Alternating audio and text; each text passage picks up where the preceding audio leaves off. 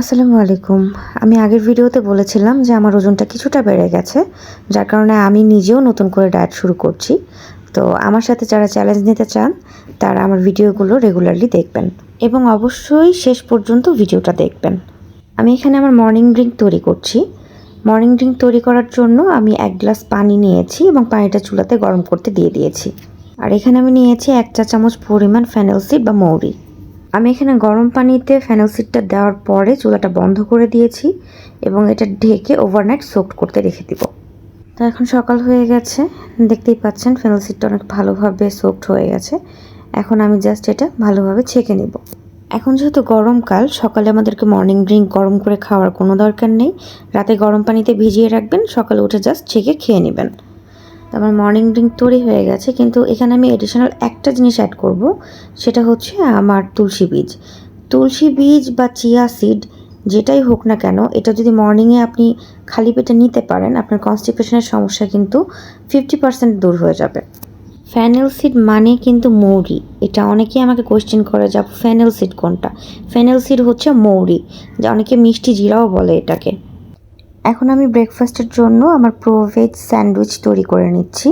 এখানে আমি নর্মাল ব্রেডই নিয়েছি, আমি এক্সট্রা কোনো কিছু ইউজ করিনি। নর্মাল এখানে একটা ডিম আছে, একটু সামান্য আলু ভাজি আছে, আর শসা আর টমেটো আছে। এখানে এক্সট্রা কোনো ইনগ্রিডিয়েন্টস নাই যেটা আপনার বাসায় অ্যাভেলেবেল নাই। আপনারা ইজিলি এই টাইপের ব্রেকফাস্ট বানাতে পারেন এবং আপনারা এটা ক্যারিও করতে পারেন। আমি এখানে জাস্ট ব্রেডের উপরে সবগুলো উপকরণ এখানে দিয়ে দিচ্ছি। আর এখানে আমি কোনো প্রকারের সস বা কোনো কিছু ইউজ করব না, একদম নর্মাল।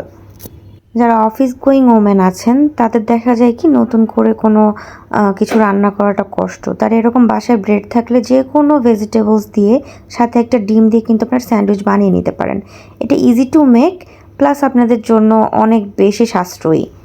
আমার স্যান্ডউইচ অলমোস্ট রেডি। এটা জাস্ট আমি একটু গরম করে নেব। আপনারা চাইলে তাওয়াতেও গরম করতে পারেন, ওভেন থাকলে ওভেনেও করতে পারেন। আমি এটা এখন 30 সেকেন্ডের জন্য গরম করে নিব।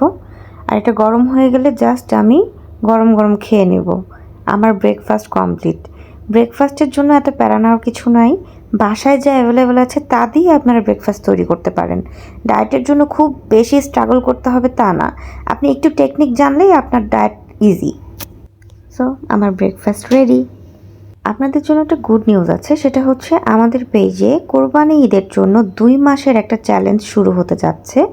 আপনারা চাইলে সেই প্রোগ্রাম জয়েন করতে পারেন। জয়েন করে কোরবানির আগে আপনারা মোটামুটি 7 থেকে 10 কেজি ওজন কমিয়ে ফেলতে পারেন। তবে অবশ্যই আপনাকে অ্যাক্টিভ হতে হবে। উইদাউট ইউর অ্যাক্টিভিটি আপনার ওজন কিন্তু কমবে না।